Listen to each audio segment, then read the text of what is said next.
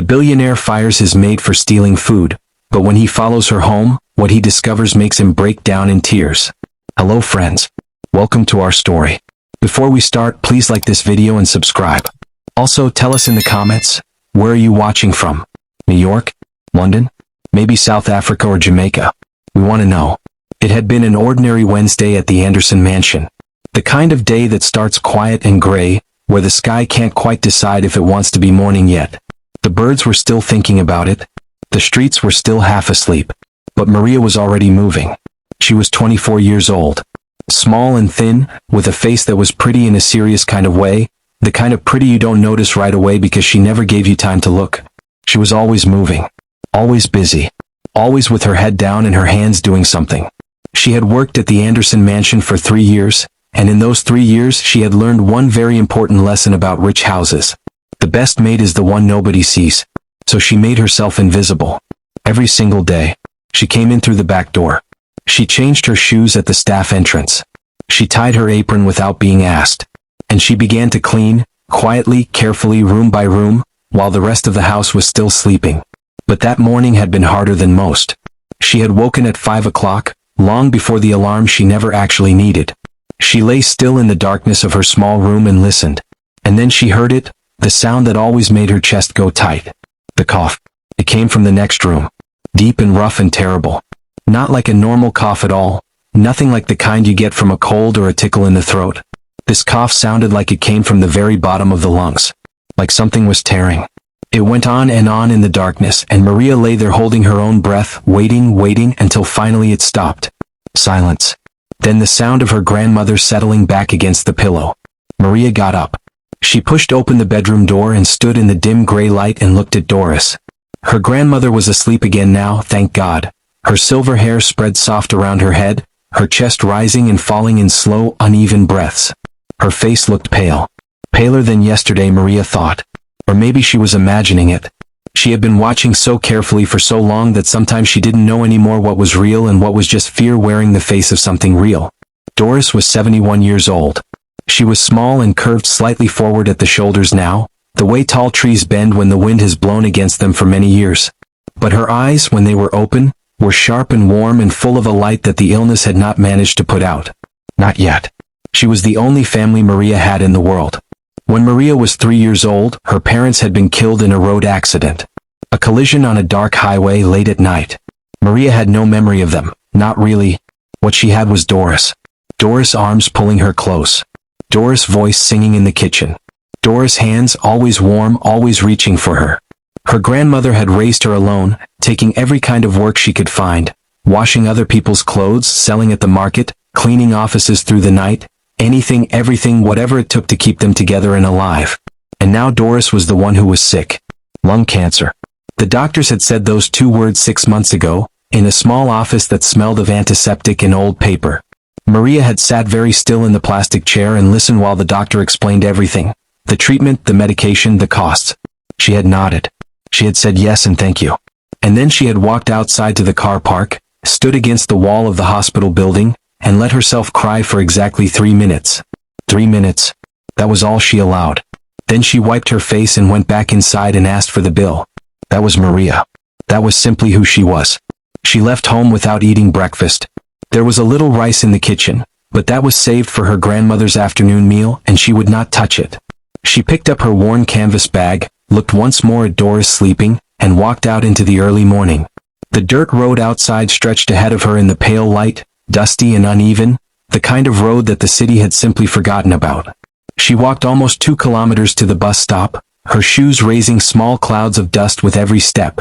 Other people were already moving. Women with basins on their heads, men on bicycles, children in uniforms dragging their school bags behind them. Maria walked among them with her eyes forward and her mind on the list she carried in her head. The pill bottle on the kitchen shelf. The one she had shaken that morning and counted by sound, 4 days left.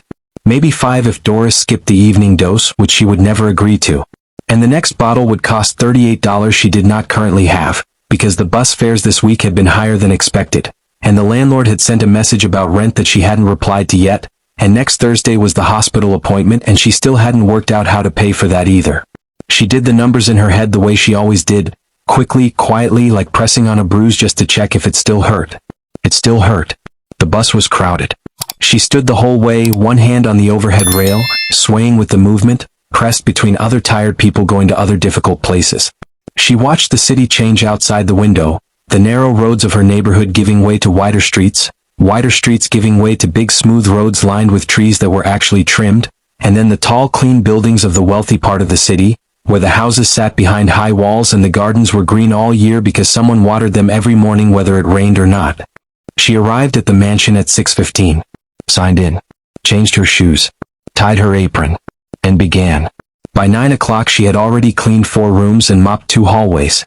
She moved through the house the way she always did, quickly, carefully, without a sound, touching things just enough to fix them and moving on. The tall rooms of the Anderson mansion swallowed her up and gave nothing back. She was a shadow with a mop, a pair of quiet hands behind a closed door. She went to the kitchen to get a glass of water. Janet, the mansion's chef, a wide, warm woman in her 50s with a voice like a church bell, had not yet arrived. The kitchen was empty. So, cool. It smelled of last night's dinner and the citrus cleaning product someone had used on the floors early that morning. And on the counter near the back wall, the counter where Janet always set aside whatever was left over, whatever would not be used again, Maria saw the bread. 2 dinner rolls from the evening before. Golden brown. Barely touched. Beside them, 3 pieces of fruit. A peach, 2 plums, that had gone just a little too soft to be put on Mr. Anderson's table. They would be in the bin by lunchtime. That was simply how things worked in a house like this. Anything less than perfect got thrown away. It had nothing to do with hunger or waste or whether someone somewhere might need it. It was just the rule of the place. Maria stood and looked at the bread. Her stomach made a small, embarrassing sound. She pressed her hand flat against it without thinking. And then she thought about the pill bottle. 4 days. Maybe 5. $38 she did not have. She thought about Doris' face in the gray morning light, pale against the pillow. She thought about that cough, deep and tearing, filling the dark house. She thought about the landlord's message. The hospital appointment. The numbers she had added and added and added until they stopped adding up. She looked to her left. To her right. The kitchen was empty. The other staff were upstairs. Maria closed her eyes for 1 second. Just one. It might have been a prayer. It might have been an apology. She was not entirely sure which. Maybe it was both at the same time. Then she opened her eyes. And she reached out and put the bread rolls and the fruit into her bag. Maria. She turned around so fast she nearly knocked the bag off the counter.